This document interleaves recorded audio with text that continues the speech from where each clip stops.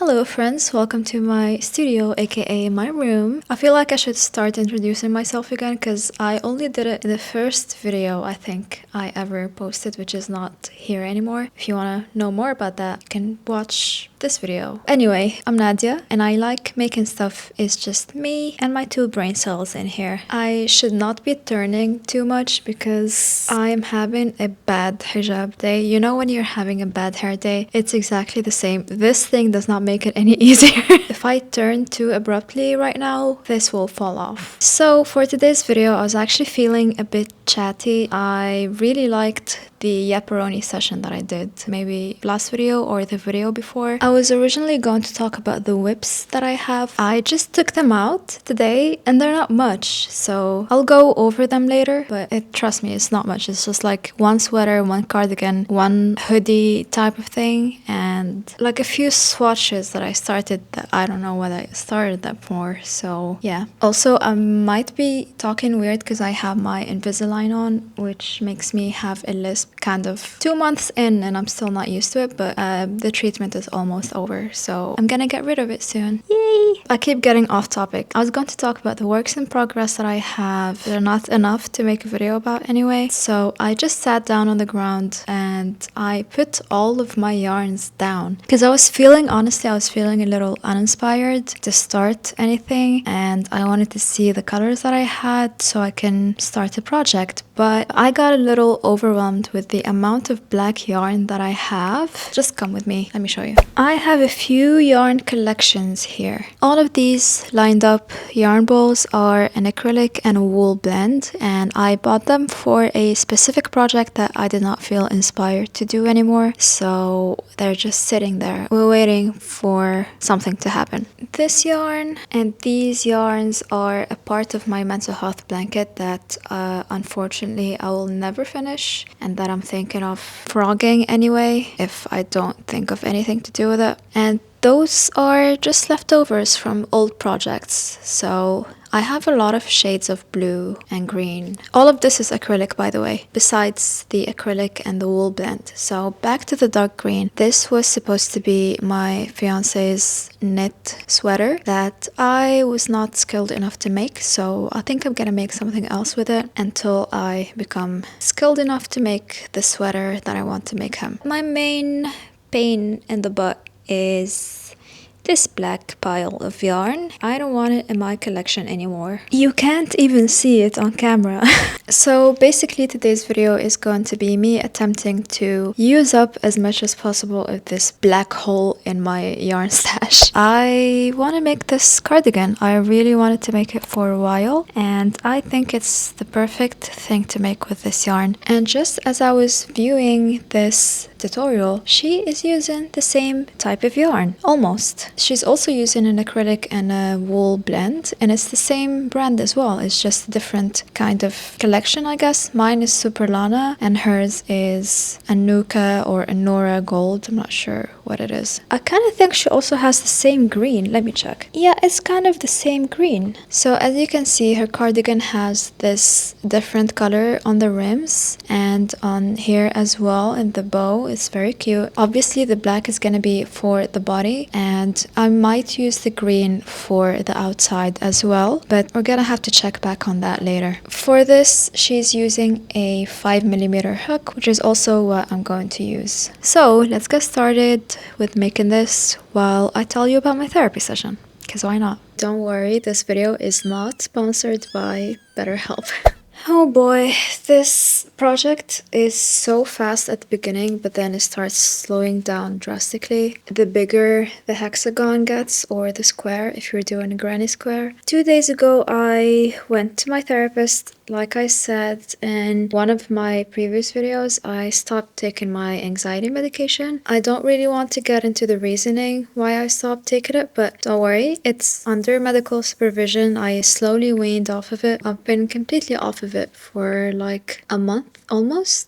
So with that, I had to increase my visits to the therapist because it was hard to cope by myself. I have tried finding suitable therapists for me in the past, like around the area that I live in. I could not find anything. So I went back to the first therapist that I went to because she's the one who I feel the most comfortable with. So we've been talking all about anxiety, my current worries, my current symptoms, and how I feel about my job because I am really burned out because of my job as a flight attendant. I've been a flight attendant for the past 8 years almost, and it's taken a huge toll on my body, especially in the years after COVID, since, work hasn't been the same ever for anyone. After a whole hour of talking about burnout, my therapist told me basically do a gratitude journal, and I looked at her like, bruh, do you think I didn't try that before? With all respect to the people who actually keep gratitude journals and it actually works for them, I'm so happy for you. I wish I was you, but that does not work for me because in the past when I have tried, I could have pages upon pages of what I'm grateful for, but I will never look at it when I'm feeling down or anxious. And I wish I could just remember that I've written something nice and go read it, but no, that just doesn't work for me. And so I left that therapy session a little frustrated. I know therapy takes time and I'm not gonna stop going to her. It's just you kind of want to have immediate solutions most of the time, but that doesn't happen with everything. And that's what we're used to in our day-to-day life. We are used to immediate results. Everything is so fast, so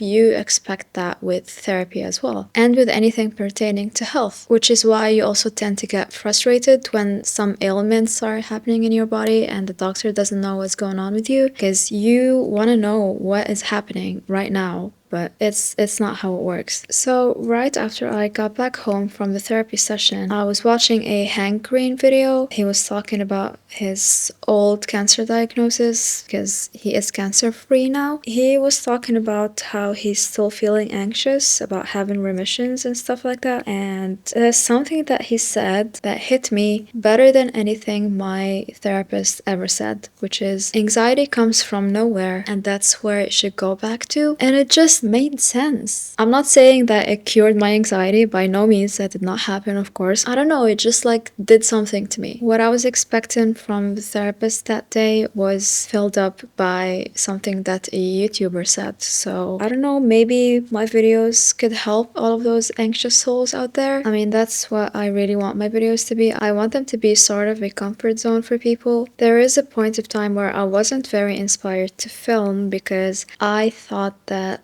I needed to come up with something revolutionary in the crochet world or whatever I'm learning or whatever skills I have in order to film them, in order for them to be interesting to people. Those are the videos that I think of and I plan, but I never tend to film. The blanket video was a bit extreme. If you don't know, it's an old video that does not exist on my channel anymore, but I made this blanket from retro daisy crochet squares and I made it in like a week or so. And it was crazy, and it had 260,000 views, and that was the second video that I ever posted on my channel, and I was so happy at the time. But now I feel like that was like a false result kind of, because I did something extreme just to get views because I was a new YouTuber, and that served the purpose for exposure, I guess, and I got a lot of subscribers which still watch me to this day. It was great, but it's not always attainable, and it's not healthy at all to make extreme things or projects like that. What I'm trying to get at is that I realize the importance of these small projects like this, like very attainable, very relatable, and I don't always have to film something interesting because what's interesting is very relative to people. Bottom line is crochet and any of those skills like sewing, knitting, all of those handmade crafts, they are very therapeutic to me, and I might sound like a broken record to people who have been here and watched all of my old videos before, but I stand by it and I really hope that you enjoy my videos. I hope they serve you well in some shape or form. And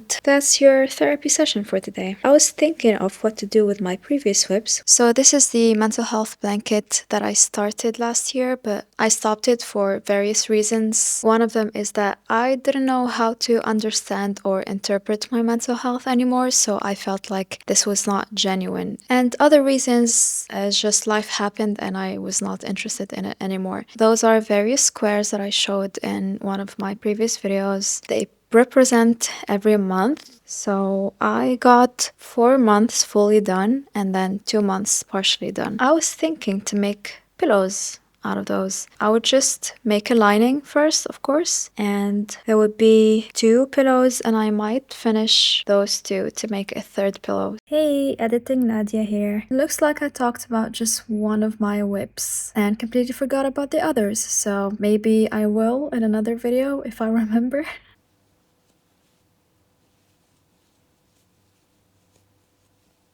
Hello. It's been 10 days, I think, and I just finished both sides of the cardigan. The first side took me 1 week and the second side took me 2 days. So this is what it looks like. Of course, you cannot see anything. I'll try to, I don't know, use some different angles to show you how they look like, but I'm going to start stitching everything together, so both sides of the sleeves and shoulders and then the back. So let's just get that out of the way. So this is how each part of the cardigan should look like after you fold it. Then you're gonna wanna stitch all along the shoulder line for both parts first, then move over to the back line. In the tutorial, they were using a different technique to seam everything together, which is crocheting 1 single crochet in the chain space between the granny clusters, chaining 3, then another single crochet in the next chain space, which I think looks really nice and neat. It really looks much better on these granny stitches than any other joining method, like what I used in my other hexagon cardigan video. Okay, this is how it's looking like so far. It's huge, but I think it's the perfect amount of huge, to be honest. Now for the fun part, which is the border and the extension of the sleeves. I really like the combination of the black and green, so I'm gonna continue using the green with this. I am using a different textile for the hijab. I'm not sure if I like it. It's called modal, but I think it's just cotton fabric. I usually use chiffon, and I think I'm a chiffon girly, but yeah, it might grow on me. I really think that it makes my head look like an egg, and that's not what I'm going for. If I don't like them, I think I'll just give them to my mom. Okay, now I'm gonna go and work on this. I usually like keeping the raw audio from the B-rolls. It kind of gives an ASMR vibe, and I love it, but somehow I always manage to get some technical issues in every video lately, so my mic did not pick up any audio. But anyway, I finished the border in a few hours and came back the next day to weave in the ends. Then I worked on just one bow tie using a double crochet foundation chain. In my opinion, it's much better than the regular way of chaining and working double crochets, and then I was done. Let me just put my grandma glasses. Oh, hey there.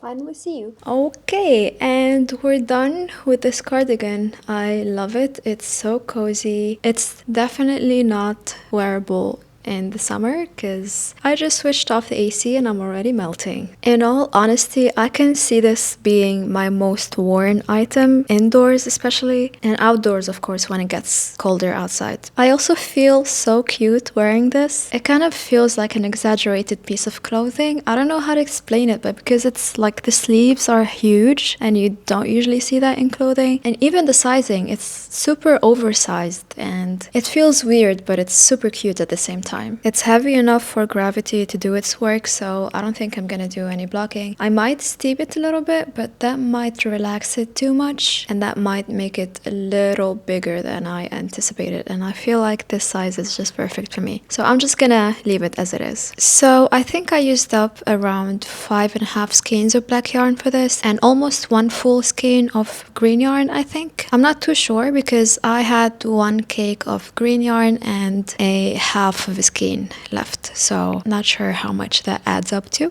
but let's just say 1 full skein of green yarn. I have 1 deflated skein of black yarn. It looks funny. It's good that I actually have 1 more skein left because of course I'm gonna need black yarn here and there in some projects. So now I don't have to go and buy some more black yarn and accidentally end up buying a lot like what happened last time. That's the perfect amount of black yarn you should have in your stash. Which actually reminds me of something in the crochet community that, I don't know, they kind of reject black yarn because it's so hard to see and harder to work with. But I would say if you're sticking to easy, simple crochet stitches that you've already worked with, like this granny stitch, that's pretty easy to work with actually. Unless you're working on intricate designs like lacy stuff or some complicated stitches, then it might be difficult, it might be harder, but in my opinion, it's not that difficult for simpler projects. I actually made the bow a little longer than what's mentioned in the tutorial, just because there was a little bit of green yarn left and I didn't want to stop there. I just wanted to finish all of it, so I don't see why not. And now it actually doubles as a belt if I ever wanted to belt the cardigan. But yeah, it's gonna be my most worn garment because not only that it's so cozy and it feels like a blanket, but it's black. And, you know, it's very hard to stain black, so it's just easier to wear without worrying about ruining it. So you can just wear it inside as you're doing some house chores or cooking or eating or whatever you're doing, and you know that nothing is gonna happen to it. So it's just easier to wear darker colors. Even though I love working with bright colors and I love making bright clothes, but I think everyone should have a few dark pieces in their clothing. I just want to mention something. I am so happy to see you guys just sharing your projects in the comments on the last video. You guys just go into details and I was not expecting that from comments. And you guys know that I read all of them. And I feel like I'm actually talking to the person when I read the comments, and that's very sweet. And I hope that continues on this channel, in this community. Anyway, I hope you enjoyed this video. I'm very sorry I couldn't show much, but you know, you literally cannot see much on camera. So take care of yourselves until next time.